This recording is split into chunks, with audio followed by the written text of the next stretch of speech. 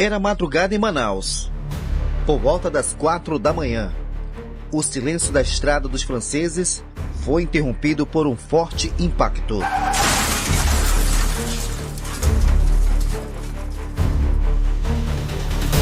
Um táxi e uma caminhonete Hilux se envolveram em um grave acidente. Dentro do veículo de trabalho, o taxista Valdeci da Silva Costa, de 63 anos, levava uma passageira, Dona Dulce, uma corrida comum que terminou em uma terrível tragédia. Segundo familiares, o condutor da Hilux, conhecido como André, estaria alcoolizado no momento da colisão.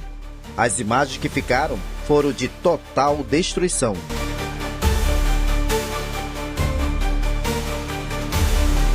Ele estava trabalhando já há algumas horas, né? E a gente costuma trabalhar à noite já há muitos anos, né? O que eu quero te dizer com isso? Realmente profissional do trânsito. Equipes do Corpo de Bombeiro e do SAMU chegaram rapidamente. Entre ferragens retorcidas, 2 vidas ainda resistiam.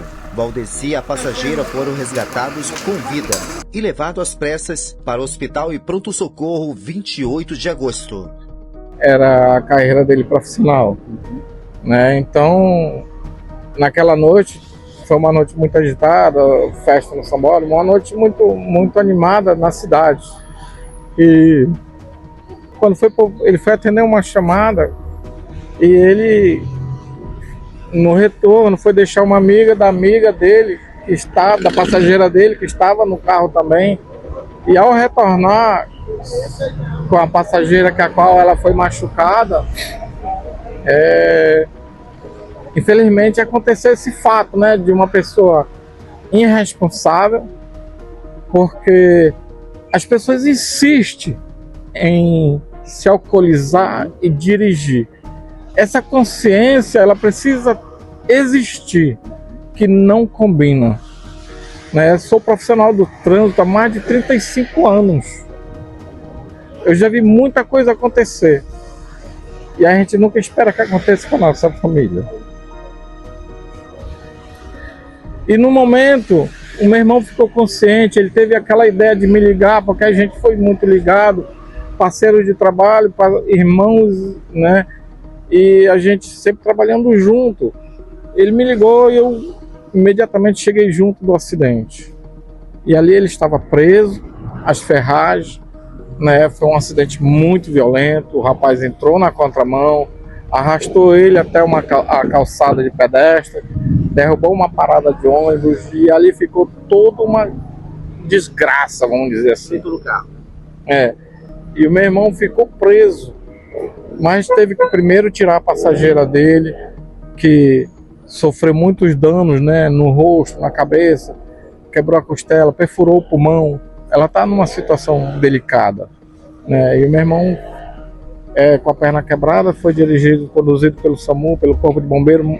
Quero agradecer o Corpo de Bombeiro, que foi muito rápido no socorro, o SAMU também, né? E de imediato ele já estava dentro do 28 de agosto. Mas infelizmente, após a segunda cirurgia, ele não resistiu, aumentou a pressão, teve alguns problemas respiratórios e veio a óbito.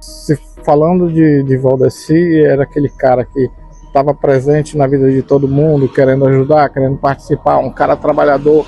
O hobby dele era trabalho, entendeu? Para honrar suas filhas, honrar sua família, honrar seus netos.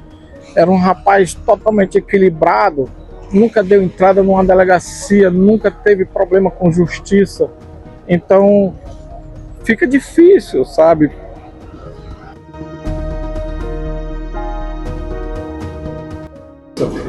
Justiça, nós precisamos mudar essa situação, juntamente do Detran, juntamente do IMU, juntamente dos órgãos públicos. Nós precisamos mudar essa situação.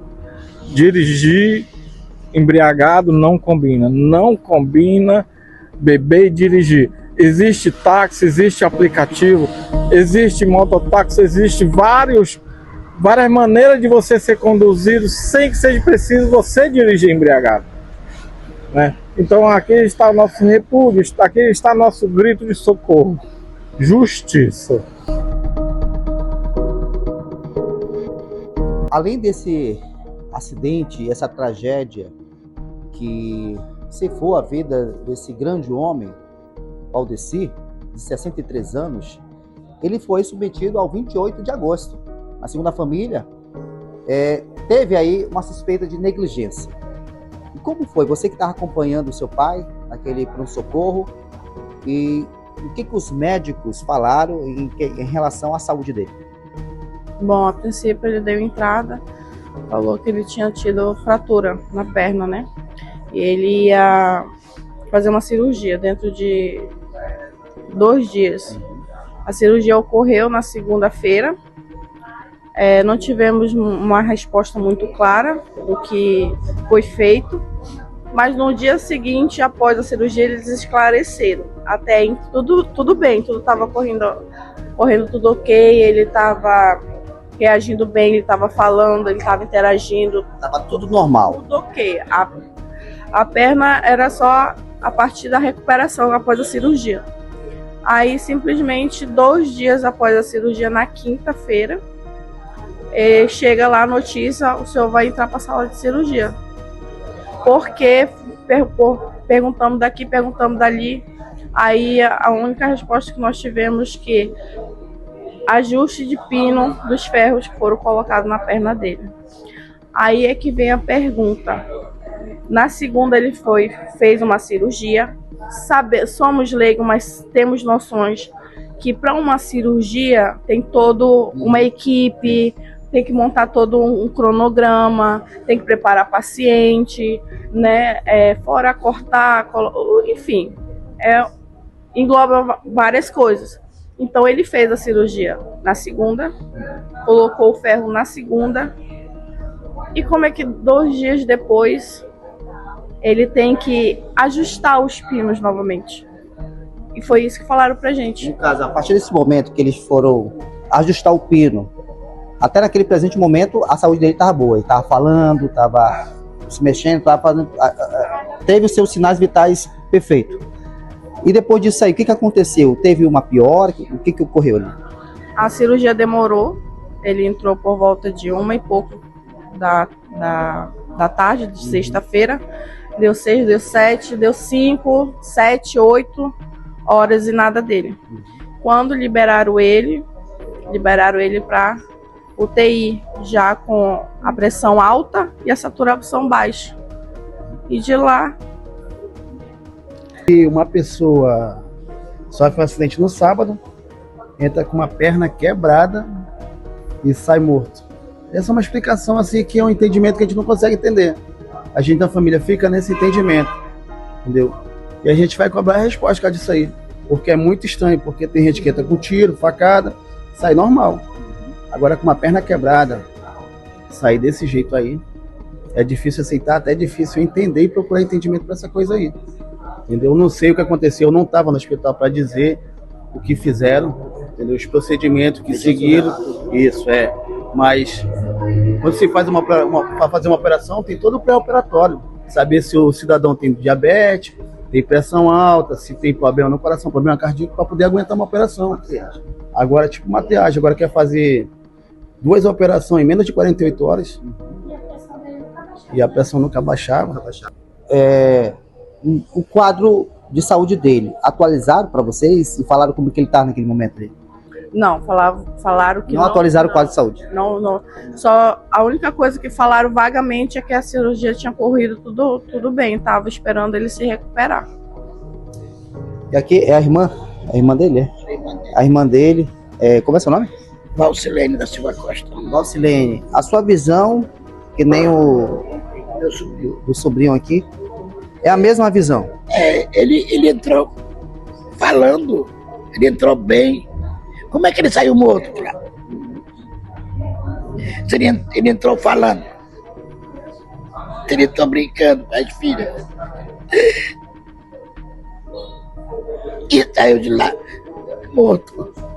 Eu não sei. Eu quero mais resposta para isso. Para mim é negligência, foi negligência. Eu quero mais resposta, se não tá batendo. Não caiu a ficha ainda, porque eu falei com ele estava bem quando eu falei com ele. nós até brincamos, ele entrar para fazer uma simples cirurgia na perna e sair morto. Ninguém admite isso, ninguém admite.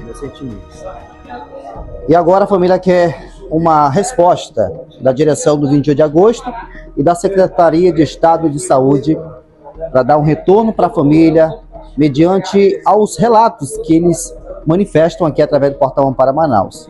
Fica aqui um momento de reflexão também para as pessoas aí, os trabalhadores. A partir do momento que você está no final de semana trabalhando, trazendo o pão de cada dia para sua casa e vem o infrator desse, alcoolizado, e bate no carro de um trabalhador, deixando aqui a dor para a família, uma dor imensurável.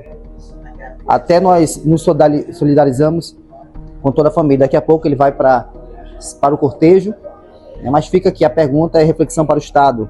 Bora investigar e vamos trazer a resposta e justiça para essa família. Nas imagens, Daiana Grazioli, a reportagem Frazão para o Portal Ampara Manaus, a informação compartilhada.